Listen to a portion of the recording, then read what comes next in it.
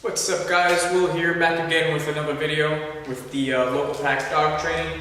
In this video we're going to be teaching you guys how to do the place command.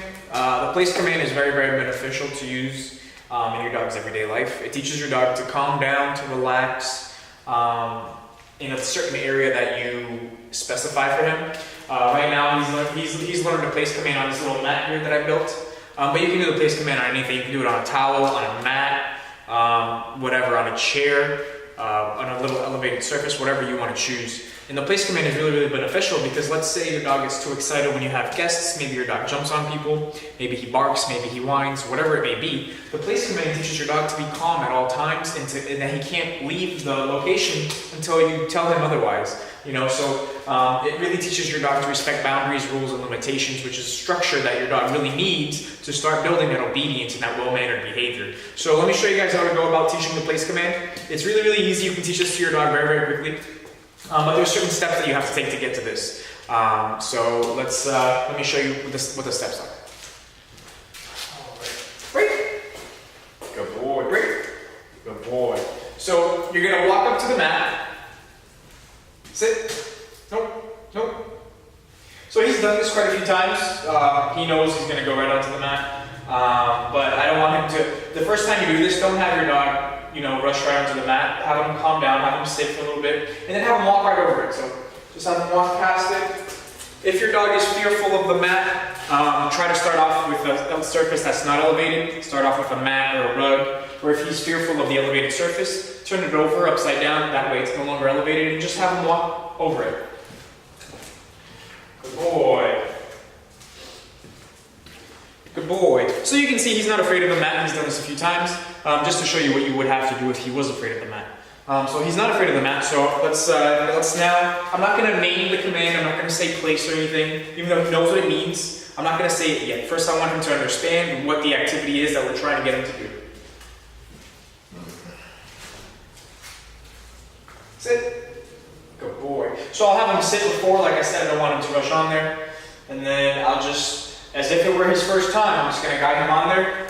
And if he were to walk off, I'll just use some leash pressure and keep him on there. And I'll say, good, break. So he knows break is the release word. So let's do that again. Sit. Good. Nope.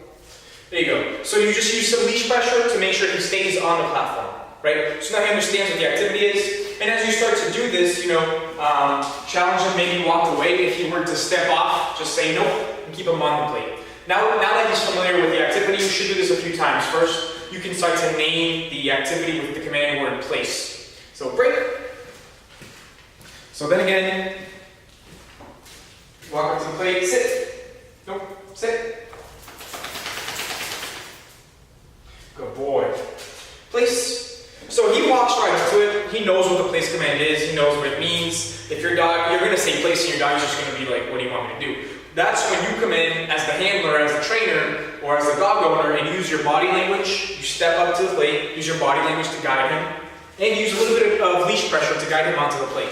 Again, if you were to walk off, you say no, and you get him to stay on the plate. So eventually you're going to do this a few times. Break. Good boy. Heel. Sit. Good. Place. Like I said, I don't have to use body language or the leash pressure because he already knows what the activity is, but that's what you should do when you first start to do this exercise. So right away, your dog's going to understand what place means. So the next step after teaching your dog the place command is to proof the place command. So then you just want to try to have your dog fail a few times. Have him mess up so you can correct him. So what you do is, you'll say place and then you start to walk away. If he starts to move out of the place command, you just say nope, and you guide him right back onto the place command. So he's not going to do it because he knows what he's doing. He knows what it means. He knows he can't leave until I give him the release word. And then you can really start to use distractions, distance, duration to just proof this command. So you can start to... Nope.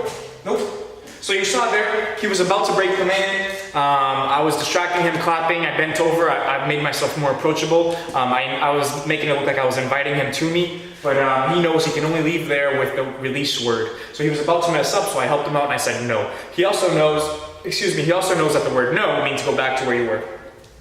Also something that I taught him, which is what you would have to do as well. If you were to break the command and step out of the plate, you would just say no, grab the leash, guide him back on there, and then he'll start to understand, oh, no means I have to go back there. So it's just repetition, repetition, and consistency. Do it over and over and over again.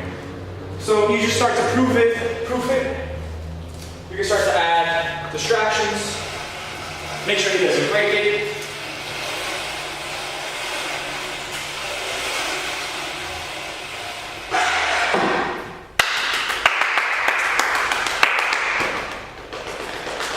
Nope. Good. So you saw that where he struggles is when I bend over and clap. So that's a big distraction for him. So I have to do that over and over and over again, repetition, and just have him fail so I can correct him. So I'll say no. He knows to go back. And then you can add different distractions. You can add sounds. You can add other dogs. You can add other people, just to proof this command. And then when you have a guest coming over your house, for example, or maybe you're having a party, or maybe you're at a guest's house and you bring your dog, it's very beneficial to put him in a place command, because then he knows, oh, I cannot leave this area, whatever it may be, until my owner or my handler or my trainer tells me otherwise. So he knows he's not supposed to leave. He can roam around the place command. He can sit, he can stand, he can roll over. He just can't leave it, and he's very, very, very much aware of that. So through proofing the command is it's what's going to bring all that massive obedience and manners in the dog, like you see here. And then you can start to get into the habit of doing the place with the sit. Good. Down. Down.